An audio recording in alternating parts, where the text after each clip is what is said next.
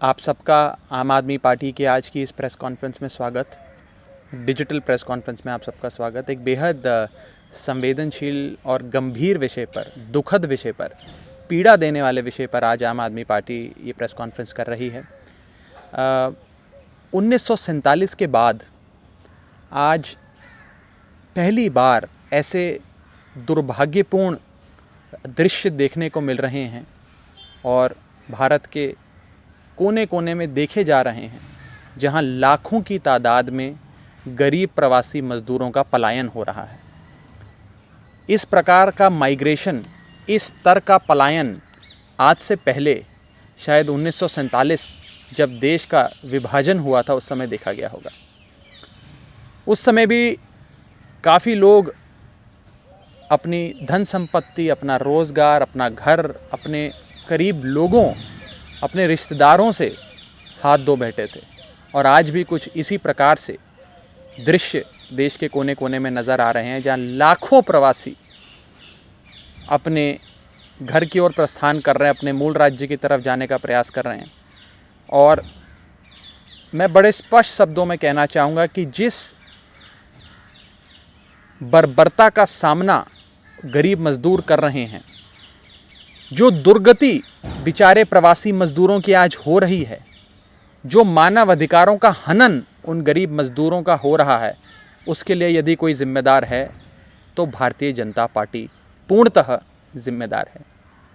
आज भारतीय जनता पार्टी ने कई बड़े बड़े अमीर लोगों को जो विदेशों में थे, उनको भारत देश वापस लाने के लिए आलीशान जहाज़ भेजे। उनको आलीशान जहाज़ हिंदुस्तान से रवाना कर कर सही सलामत अपने देश वापस भारत लाया जा रहा है।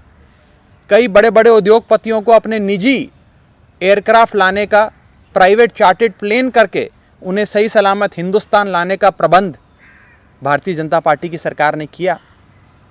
अच्छी बात है, किया, लेकिन उन गरीब मज़दूरों के लिए कोई प्रावधान नहीं किया।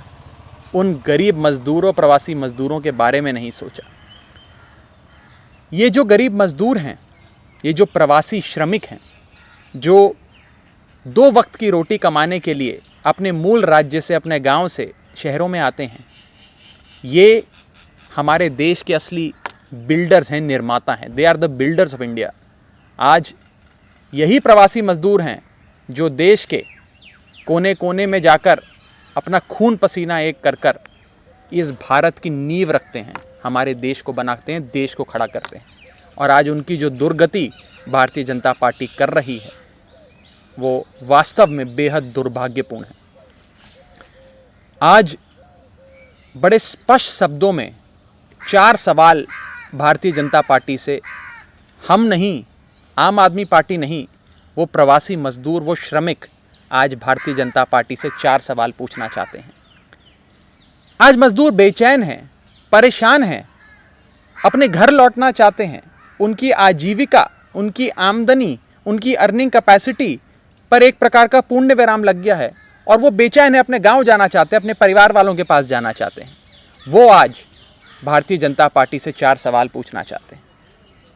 वो औरत जो पिछले 3 दिनों से लगातार चलती जा रही है, सामान ढोए चलती जा रही है अपने गांव की ओर, क्योंकि उनके लिए ना बस का इंतज़ाम है, ना ट्रेन का इंतज़ाम है। वो गरीब औरत, वो मज़दूर जिसकी जेब में पैसा नहीं, जो चलती जा रही है, उसके पाँव में हुए छाले आज भारतीय जनता पार्टी से पूछते हैं कि क्या हम मानव नहीं हैं। आज वो व्यक्ति जो बीते 7 दिनों में 325 किलोमीटर चल चुका है, अपने मूल राज्य की ओर चला जा रहा है, अपने 6 साल के बेटे को अपने कंधे पे बिठाए, उसके थके हुए कंधे आज भारतीय जनता पार्टी से पूछते हैं कि क्या हम इस देश के नागरिक नहीं हैं। आज वो 6 साल का बच्चा जो चल चल के थक गया और अपनी माँ के सूटकेस पर सो गया, उसकी आंख लग गई। वो 6 साल का बच्चा जो थक टूट कर अपनी माँ के घिसटते हुए सूटकेस पर सो गया, आज उस 6 साल के बच्चे की नींद से भरी आंखें भारतीय जनता पार्टी से पूछती हैं कि मेरा अपराध क्या है। आज वो श्रमिक जो महानगरों में आया था अपने रोजगार के लिए, आज जब वो श्रमिक हजारों किलोमीटर का सफर तय करने के लिए चला जा रहा है, उसका इस धूप में चल चल कर गला सूख गया है। उस श्रमिक का सूखा हुआ गला आज भारतीय जनता पार्टी से पूछता है कि क्या इस देश में गरीब की जान के कोई मायने ही नहीं है। ये 4 सवाल सीधे तौर पे कोई राजनीतिक दल नहीं, कोई राजनीतिक दल का प्रवक्ता नहीं, बल्कि वो गरीब मजदूर, वो प्रवासी श्रमिक जो आज अपने मूल राज्य जाना चाहते हैं या सफ़र तय कर रहे हैं, उनकी दिल की आवाज़ है। ये उनके सवाल हैं, ये हमारे सवाल नहीं हैं। क्या इस देश में आज अमीर की जान की कीमत है, गरीब की जान की कोई कीमत नहीं है? क्या भारतीय जनता पार्टी केवल अमीरों के लिए काम करेगी? क्या भारतीय जनता पार्टी आलीशान जहाज़ केवल अमीरों को हिंदुस्तान सही सलामत लाने के लिए लगाएगी? क्या भारतीय जनता पार्टी बसें, बड़ी बड़ी गाड़ियाँ, बड़े बड़ी ट्रेन, यहाँ तक कि जहाज़ उन गरीब मज़दूरों के लिए नहीं लगा सकती? क्या ये मज़दूर हमारे देश का हिस्सा ही नहीं है आज? क्या इन मज़दूरों का हमारे देश के निर्माण में कोई योगदान ही नहीं है? आज बीते कुछ दिनों में जो दृश्य हम सब ने देखे हैं, पूरे देश ने देखे हैं, वो दृश्य भारतीय जनता पार्टी की गरीब विरोधी मानसिकता का दृश्य है, जो आज पूरी तरीके से देश के सामने है। मैं चाहूँगा कि भारतीय जनता पार्टी इन 4 सवालों का, उस औरत का जो लगातार चलती जा रही है, कई किलोमीटर चलने के बाद उसके पाँव के छाले भारतीय जनता पार्टी से ये सवाल पूछते हैं। वो आदमी जो 6 दिनों से चला जा रहा है अपने बच्चे को कंधे पे बिठाए, उसके थके हुए कंधे भारतीय जनता पार्टी से ये सवाल पूछते हैं। वो बच्चा जो थक के, टूट के, चूर होकर अपनी माँ के घिसटते हुए सूटकेस पे सो गया, वो बच्चा आज भारतीय जनता पार्टी से सवाल पूछता है। और वो श्रमिक जो कई दिनों से चले जा रहा है इस गर्मी में, उसका सूखा हुआ गला आज भारतीय जनता पार्टी से ये सवाल पूछता है। मैं उम्मीद करता हूँ कि भारतीय जनता पार्टी कम से कम कुछ दिनों के लिए झूठ मूठ ही सही अपनी गरीब विरोधी मानसिकता को परे करके इन सवालों का जवाब देगी और बेचारे गरीब मजदूरों के लिए, श्रमिकों के लिए कुछ कदम उठाएगी। आप में से किसी का कोई सवाल हो तो आप पूछ सकते हैं। लॉकडाउन को लेकर दिल्ली गवर्नमेंट की क्या प्रिपरेशन है, या एक्सटेंड करेंगे नहीं करेंगे? देखिए, जहाँ तक लॉकडाउन एक्सटेंड करने की बात है, इसका फैसला केंद्र सरकार लेगी।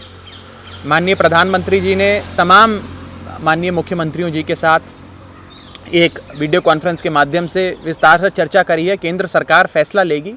केंद्र सरकार ने हमसे सुझाव मांगे थे कि दिल्ली के परिप्रेक्ष्य में हम आने वाले दिनों को कैसे देखते हैं, हमारे हिसाब से क्या क्या चीज़ों में रियायतें देनी चाहिए और किन किन चीज़ों पे सख्ती होनी चाहिए। वो सारे सुझाव हमने केंद्र सरकार को भेजे हैं। हमें भी उम्मीद है कि बहुत जल्द केंद्र सरकार अपनी गाइडलाइंस जारी कर सूचना देगी कि लॉकडाउन 4.0 की दिशा और दशा क्या होगी।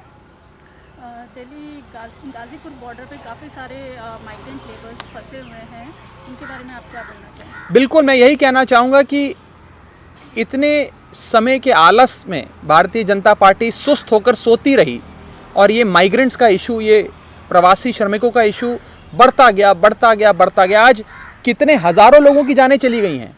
कितने लोग हैं, रोज़ हमें अखबार में पढ़ने को मिलता है, मीडिया में देखने को मिलता है, वीडियो सामने आते हैं कि कितने लोग जान से हाथ धो बैठे हैं। कुछ लोग चलते किसी गाड़ी के नीचे आ गए, कोई सीमेंट मिक्सर में चल के उन्होंने अपनी जानों को गंवा दिया, कोई लोग रेल की पटरी पर सो रहे थे, उनके ऊपर से ट्रेन गुजर जाती है, न जाने कितने लोग मर गए।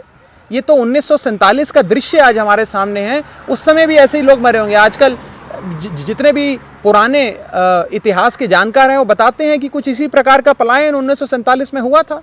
और बड़ी दुख की बात है कि भारतीय जनता पार्टी जो अपनी गरीब विरोधी मानसिकता से पूरी तरीके से त्रस्त है, पूरी तरीके से काबू में है अपनी गरीब विरोधी मानसिकता की, आज वो इन बेचारे गरीब श्रमिकों के लिए कुछ कदम ही नहीं उठा रही है, कुछ कर ही नहीं रही है। बस अपने आलस में, अपनी सुस्ती में उनकी हालत को देखे जा रही है और उसका संज्ञान तक नहीं ले रही है। बहुत दुखद विषय। दिल्ली में लगातार कोरोना पॉजिटिव केसेस बढ़ते जा रहे हैं और 10,000 के पास होने वाले हैं। उसके लिए क्या और प्रिपरेशन कर रही है दिल्ली गवर्नमेंट? देखिए, दिल्ली सरकार ने इस लॉकडाउन का सदुपयोग करके जो भी मेडिकल इंफ्रास्ट्रक्चर बनाना था वो बनाया है।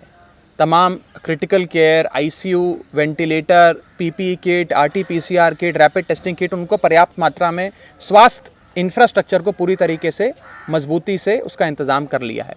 अब हम पूरी तरीके से इस बीमारी से लड़ने के लिए तैयार हैं और जिन इलाकों में जहाँ पर ये फैलने की संभावना कम है या जहाँ पर फैला नहीं है, उन इलाकों को खोलना चाहिए और पूरी तरीके से दिल्ली और दिल्ली वाले, दिल्ली सरकार मिलकर इस बीमारी से लड़ने को तैयार है। बहुत बहुत शुक्रिया।